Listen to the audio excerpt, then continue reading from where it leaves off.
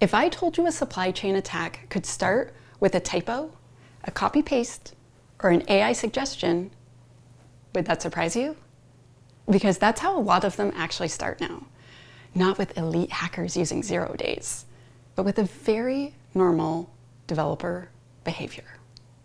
Hi, I'm Tanya Janca, also known as She Hacks Purple. Welcome to DevSec Station, a podcast for software developers who want to build more secure software. In each episode, I'll share a short practical lesson about secure coding, software security, and how to build safer systems without slowing development down. You can jump in at any episode, at any time. No homework required. If you've ever installed a dependency without thinking too hard about it, trusted a tool because it looked super legit, or copied code from a place that felt safe, this one's probably for you. When people hear supply chain attack, they often imagine something really dramatic. Nation-state hackers, 0 days strung together. There's this huge super breach that starts deep inside our production environment. But most modern supply chain attacks actually don't start there. They start really, really quietly. And they unfold a little bit over time. We often don't see them until it is way too late. A supply chain attack is not usually one single mistake. It's often a series of small, very reasonable seeming steps that add up to a super huge big problem later. I'd like to walk through a very realistic example step by step with you of how this could happen, because they are happening every day to a lot of us. So step one, an attacker notices a popular internal package and the name is mentioned in a public repo, a blog post, or a job posting. The attacker takes note. Step two, attacker publishes a package with the same name or a very similar name. Maybe there's a typo, maybe a slightly different scope, something intended to confuse, maybe an underscore instead of a dash. Step three, that package includes something very small and sneaky. Perhaps it is a post-install script, a dependency that phones home, we call this command and control, a line of code that collects environment variables, something like that. Then we get to step four. You, the unsuspecting software developer, installs it. Or an AI assistant suggests it, or a build system resolves it automatically because the name matches. Nothing in your app breaks. The tests still pass. The app works. Except now the attacker has a copy of your credentials, or a token, or access to a build pipeline. Yeah. So notice what did not happen here.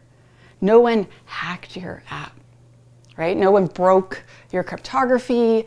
No one was sitting there brute forcing a password so that you could detect it with your detection tools. This attack succeeds because the system trusted something it should not have. And because a developer did exactly what they were supposed to do, ship code. That's our jobs, right? So how do we fix this? A very common bad approach is not really dealing with the supply chain security at all, just ignoring it. Dependencies just keep piling up. You install whatever you want. Vulnerabilities pile up too. And usually no one's actually paying attention. This is not really being managed whatsoever.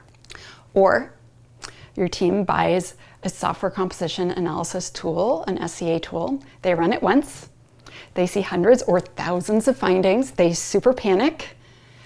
And then quietly they ignore the tool and the findings because, oh my gosh, that is way too much. Both of these approaches fail because attackers do not care how noisy and long your report is. They only need one way in, one exploitable path, and they are in. They don't care about the rest. A better approach would be running a software composition analysis tool and trying to work through that long list.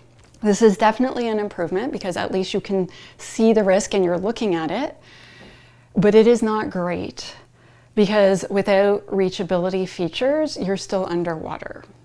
So you don't know what's actually being used. You don't know what's actually exploitable. And this leaves developers completely drowning in findings rather than actual serious risks. And these findings mostly don't matter.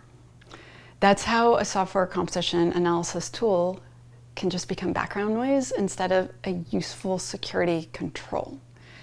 So the best approach is combining SCA with reachability features or runtime usage analysis. There's a lot of different names depending upon who is in charge at the marketing team there.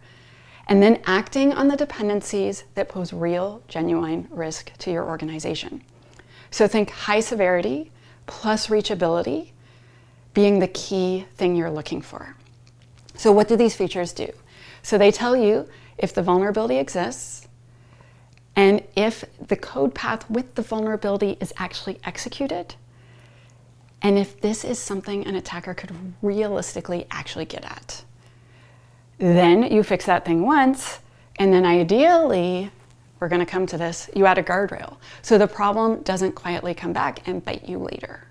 So when we do this, the security stops creating a backlog and instead starts to become a normal part of maintenance. So the tool starts to support you instead of hindering you. If you do just one thing after this episode, please do this. I would like you to run a software composition analysis tool with reachability turned on and then action the top results. And if it doesn't have reachability, throw it out and buy a new one. We are not trying to fix every single low risk thing we can find. We are trying to remove the stuff that can genuinely hurt us, our customers, our colleagues, the citizens where we live. So step one, because obviously I'm going to give you some steps, right? Step one, run an SCA against your repo or on that whatever app you're currently working on. If your tool supports it, which I hope it does, turn on reachability, call graph analysis, or runtime usage tracking. The wording or the name of the feature changes from tool to tool, but what you want has the same outcome. Show me what vulnerabilities are in code paths that are actually getting executed. That's what we want to know.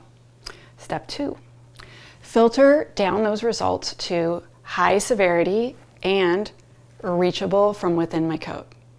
So this is your real list that I want you to start working on. That's the stuff that can be exploited, not just stuff that exists somewhere in your dependency graph. Now, I would love it if you also looked at mediums as well, but I'm willing to just accept high vulnerabilities for today.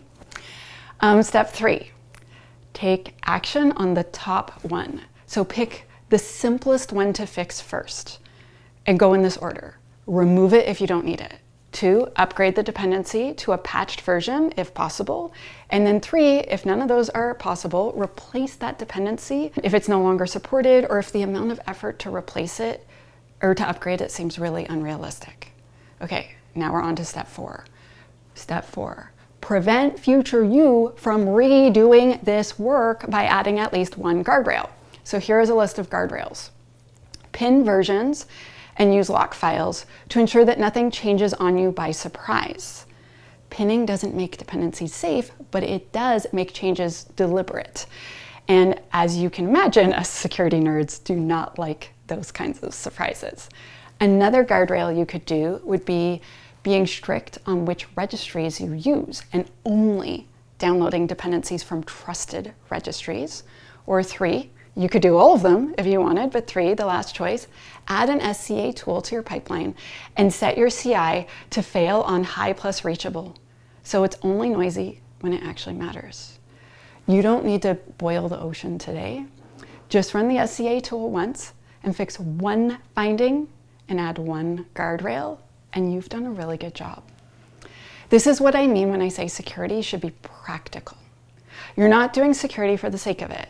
You're doing real work that keeps attackers out. Reachability can be your secret weapon because it saves your time. It helps you focus on real problems instead of drowning in all these theoretical risks, often called findings. Thanks for listening to DevSec Station. If you enjoyed this episode, please subscribe, share it with a friend, or leave a review. It helps more people discover the show. If you'd like to learn more, I'm Tanya Janca, also known as She Hacks Purple, and I teach secure coding training for software developers. You can find me online at shehackspurple.ca. Thank you for being here.